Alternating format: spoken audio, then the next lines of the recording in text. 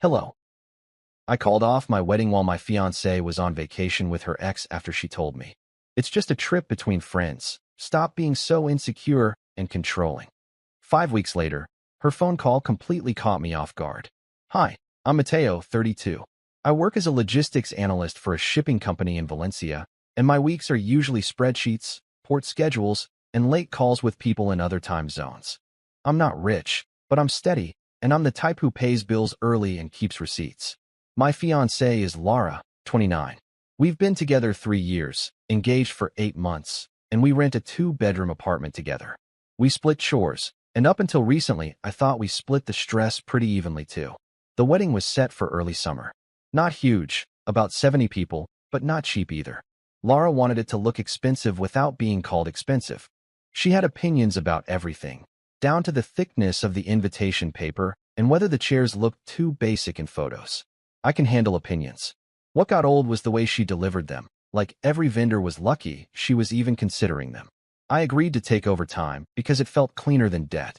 My company was short-staffed, so overtime was basically unlimited if you were willing to live at your desk. I did it. Extra evenings. A couple Saturdays. I told myself it was temporary and it was for us. Laura said she appreciated it, but her actions were more like she appreciated the results. She'd ask what I made that week and then immediately bring up upgrades. Better flowers. A bigger bar package. A different photographer because the one we booked had a vibe issue. If I hesitated, she'd roll her eyes and say I was acting poor. At home, she was on her phone constantly. Not in a normal scrolling way. More like quick tilts of the screen when I walked by, then bright smiling at something, then going flat when I asked what was so funny. She also started dressing up more for random errands. Full makeup to go pick up groceries. Perfume on a Tuesday afternoon when she said she was just meeting a friend for coffee. I didn't accuse her of anything because I didn't actually have anything, and I'm not interested in being the guy who interrogates his partner like a cop.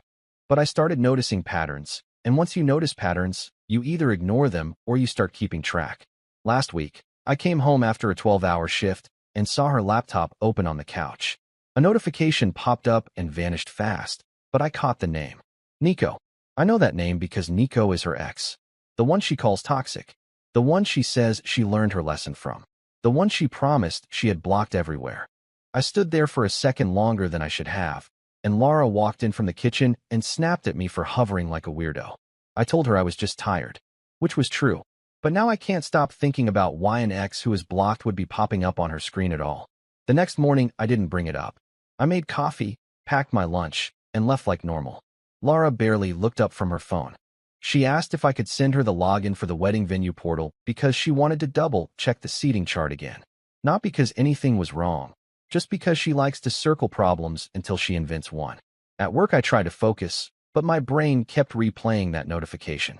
Nico, a name that should not exist in our life anymore.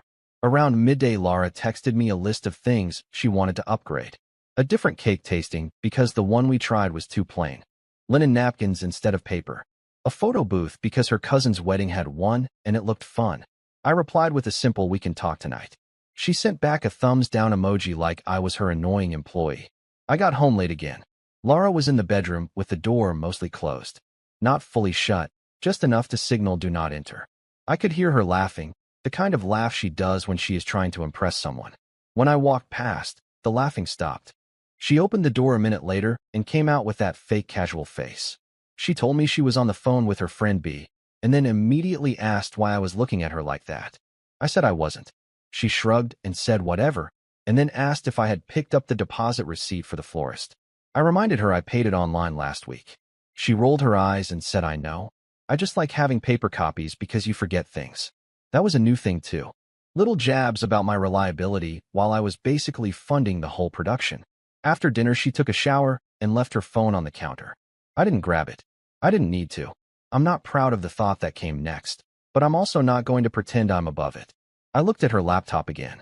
I didn't open her messages. I didn't need to hack anything. She had left a tab open with her email, and there was a confirmation from a restaurant I recognized. Not one she and I ever went to. A reservation for 2. The name on the reservation was Laura. The note said anniversary table if possible. Anniversary. I checked the date. It was for the next night, when she told me she was going to a work dinner. My stomach went cold, but my face stayed calm. I took a photo of the screen with my own phone. Then I closed the laptop exactly how I found it and went to the living room like nothing happened. When Laura came out of the bathroom, she was in a good mood. Too good. She kissed me on the cheek and asked if my overtime check hit yet. I said it would on Friday. She smiled and said, "Perfect. Then we can finally lock in the last payments and stop stressing." I nodded. Inside my head, something clicked into place. Not the dramatic kind. The practical kind. The kind that makes you start thinking in lists. Vendors. Deposits. Refund windows. What is cancelable and what is not? I didn't confront her that night. I just let her talk about chair covers and lighting while I quietly decided I was not going to marry someone who had an anniversary dinner booked with her ex behind my back. The next day, I worked like normal, but I paid closer attention to the clock than usual. Lara's reservation was for 8 in the evening. She had told me the work dinner started around 7. Around 6:30, she texted me that she would probably be late because her team decided to try a new place across town. She added a laughing emoji and said, "Wish me luck surviving 3 hours of office gossip." I replied with a simple thumbs up. Then I opened the photo I took of her laptop the night before. The restaurant was not across town. It was 15 minutes from our apartment. That detail mattered to me more than the cheating itself. Cheating is already bad. Lying badly while doing it is worse.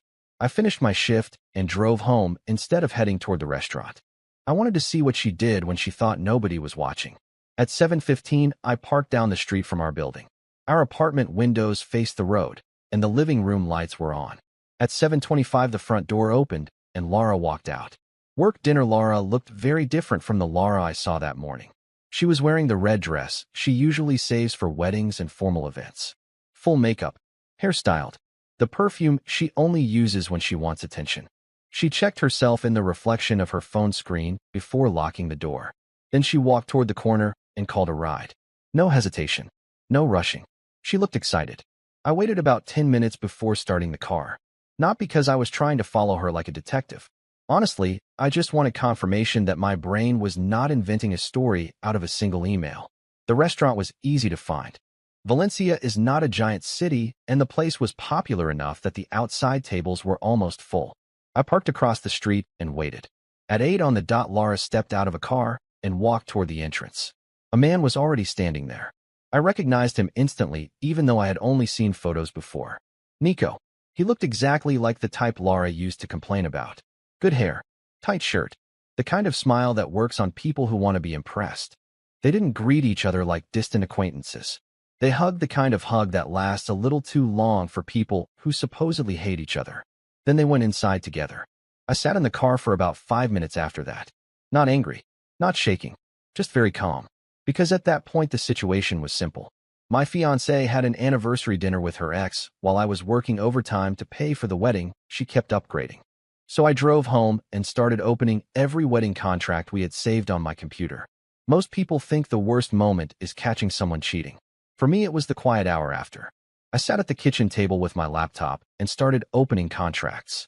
Venue, catering, photographer, flowers, DJ, rentals. Each one had its own terms about deposits and cancellation windows. The venue was the biggest one. 30% paid up front. Another 20 due 2 months before the date.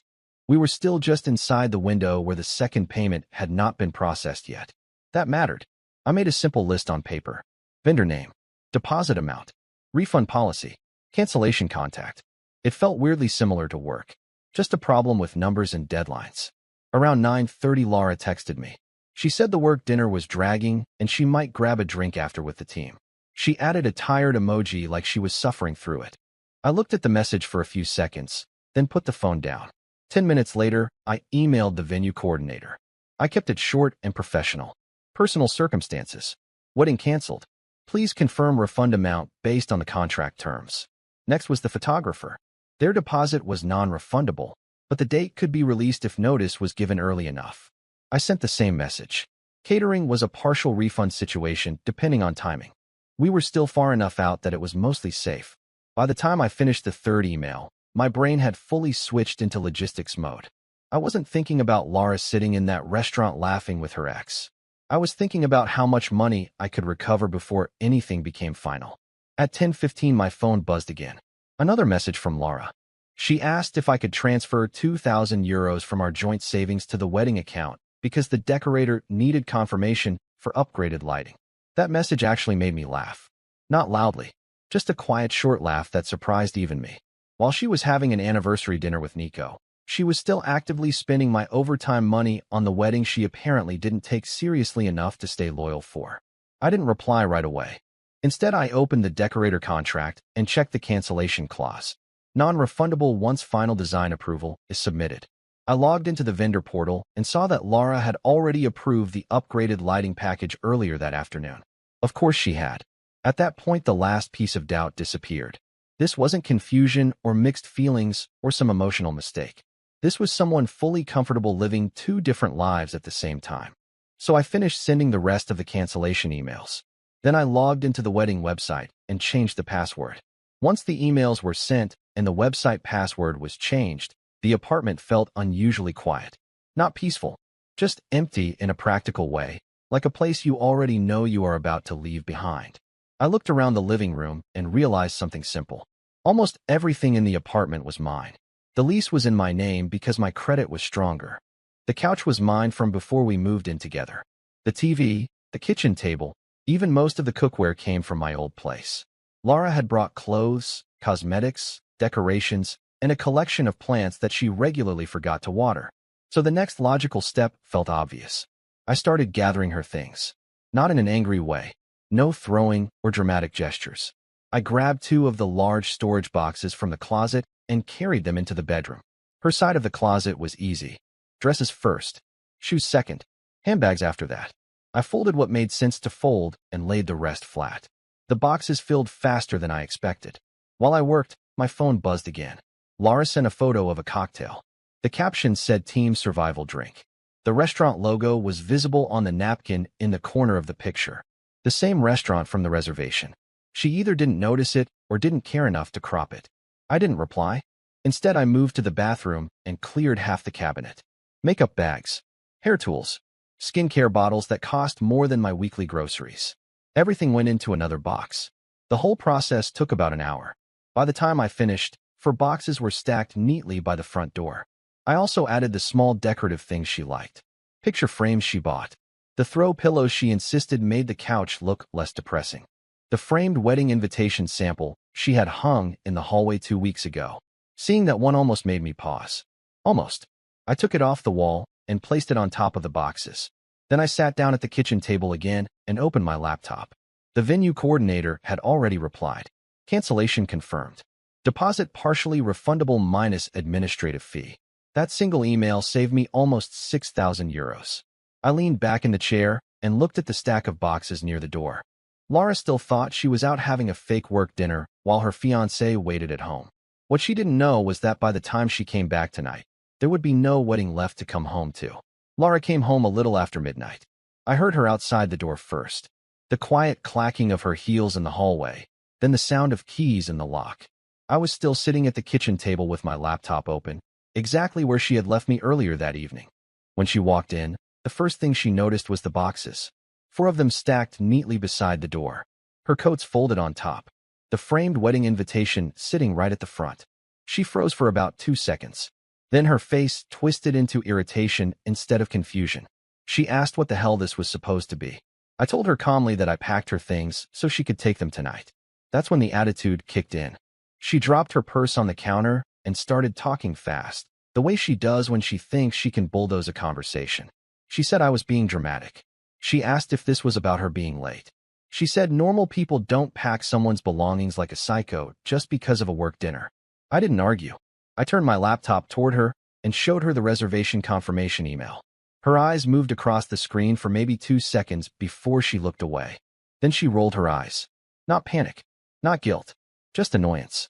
She said Nico was just someone she ran into recently, and they decided to catch up. She said the anniversary note was probably something the restaurant added automatically.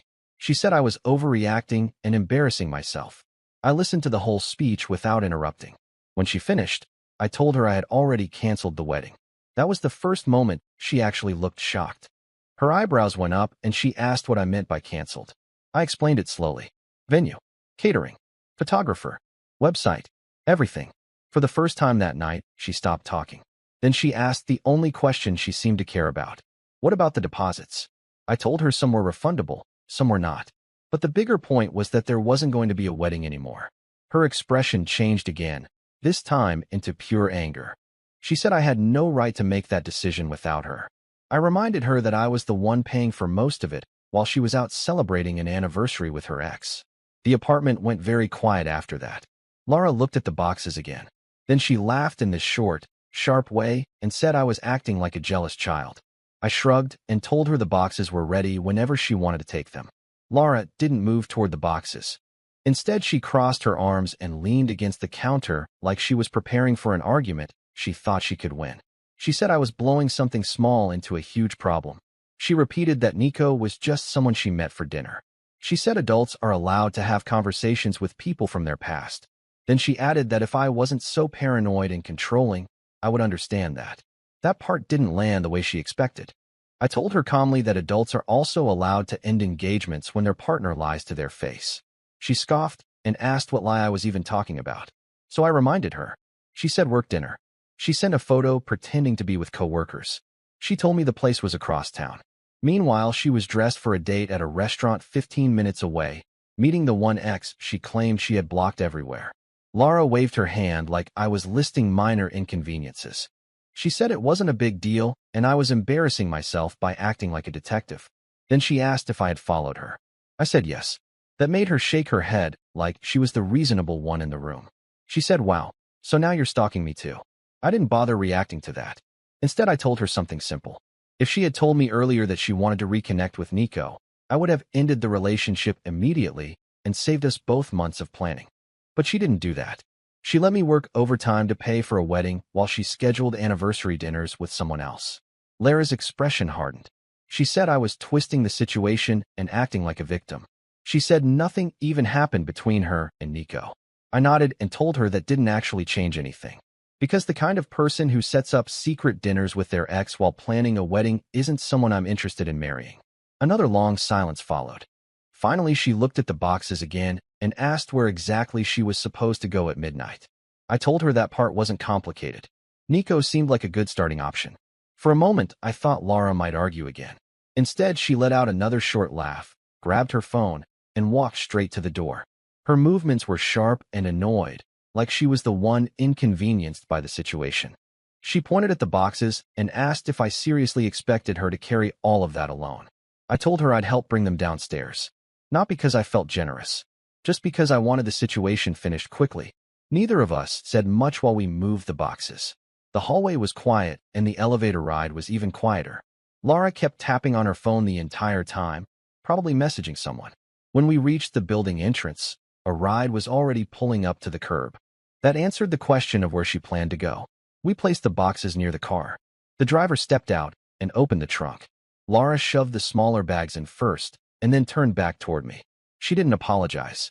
She didn't explain anything. She just shook her head like I was the unreasonable one. Then she said I would regret overreacting like this once I calmed down. I told her I wouldn't. She rolled her eyes one last time and climbed into the car. The driver closed the trunk, got back behind the wheel, and the car pulled away. That was it. No dramatic scene. No shouting in the street. Just a quiet car disappearing down the road with 4 boxes and my now former fiancé inside. I stood there for a few seconds, mostly because the street felt strangely empty after the door closed. Then I went back upstairs. The apartment already felt different. Not better exactly, just clearer. I walked into the bedroom and noticed the closet looked half the size it did earlier that evening. First thing I did was sit on the couch and open my phone. Laura had already sent 3 messages. The first said I was insane. The second said we needed to talk like adults. The third said canceling the wedding without discussing it was financial abuse. I read them once. Then I blocked her number. After that, I blocked her on every app we used. Messages, social media, even the shared wedding planning group chat. The silence that followed was immediate. For the first time that entire day, there were no notifications, no arguments waiting to happen, no explanations expected from me. Just quiet. The next morning I woke up earlier than usual. Not because of stress or some dramatic emotional spiral. My brain was just already running through the practical aftermath. First thing I did was check my email. A few more vendor replies had come in overnight. The photographer confirmed the date had been released. Catering acknowledged the cancellation and explained the refund schedule. The DJ sent a short message saying they understood and hoped everything worked out. No drama, just business. I made coffee and sat at the kitchen table again, going through everything one by one. Refunds, remaining balances, accounts that needed to be closed. It felt a lot like cleaning up after a project that got canceled halfway through. Around 9 in the morning, I started getting messages from people who weren't blocked. Lara's cousin messaged first, then one of her friends, then my own sister. Apparently, Lara had already started telling people that the wedding was suddenly canceled and that I had thrown her out of the apartment in the middle of the night. I wasn't surprised. People like Lara move fast when they want to control the narrative. My sister called me instead of texting. She asked if everything was okay and what actually happened. I told her the short version. I said Lara had dinner with her ex while pretending she was at a work event and that I canceled the wedding when I found out. My sister was quiet for about 2 seconds before saying, "Yeah, that sounds about right." She had never fully trusted Lara. Not because of anything dramatic, just small personality things that always rubbed her the wrong way. After the call ended, I sent a short message to both families in the wedding group chat. Nothing emotional, just facts. I wrote that the wedding had been canceled due to personal circumstances and that vendors had already been notified. I apologized for the inconvenience and thanked everyone who had planned to travel.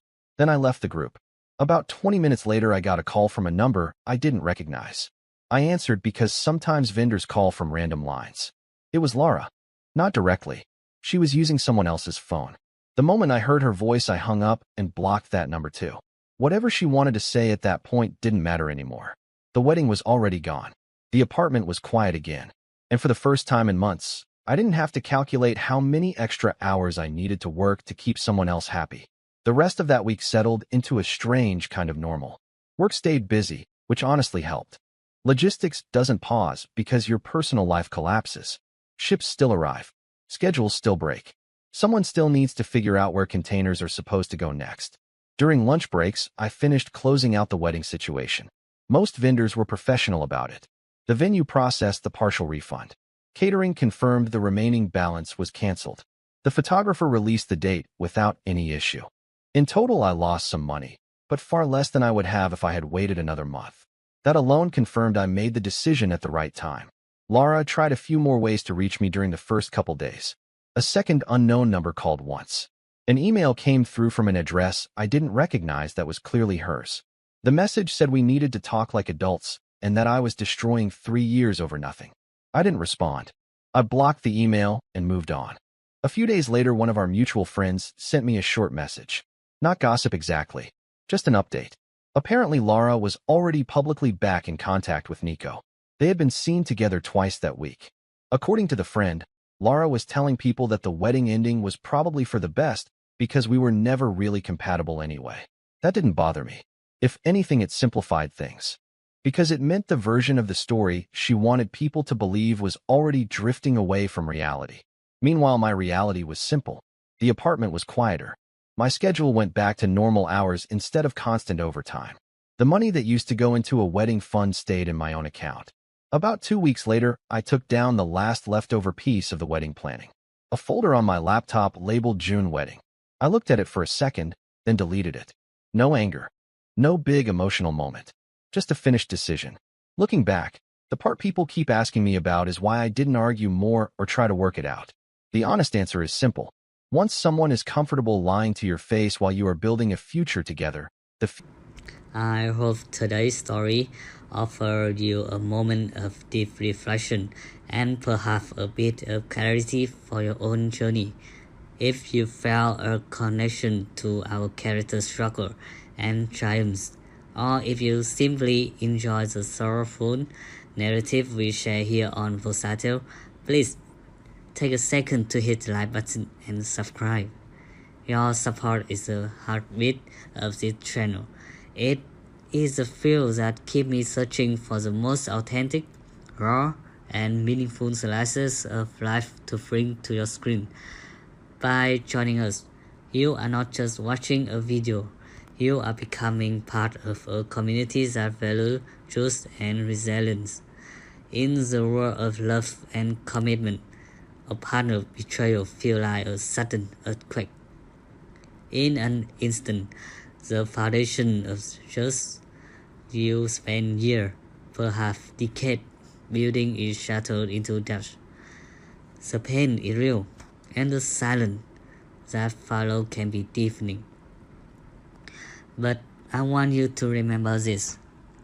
Sometimes we are forced to walk through the rule not to mourn what was lost, but to realize that true happiness can never be found by clinging to someone who was never brave enough to be honest with you. The deep risk of a broken relationship often hides a path to your true self. A partner deception is a reflection of their character, not a definition of your worth. Never let their shadow dim your light. Instead, see their existence as a signal from universe, a loud, clear message that you have outgrown a space that was too small for your soul. When the protagonist of our story finally steps onto his new path, it isn't just the swiftest form of revenge. It is something much more powerful, absolute, unfiltered freedom.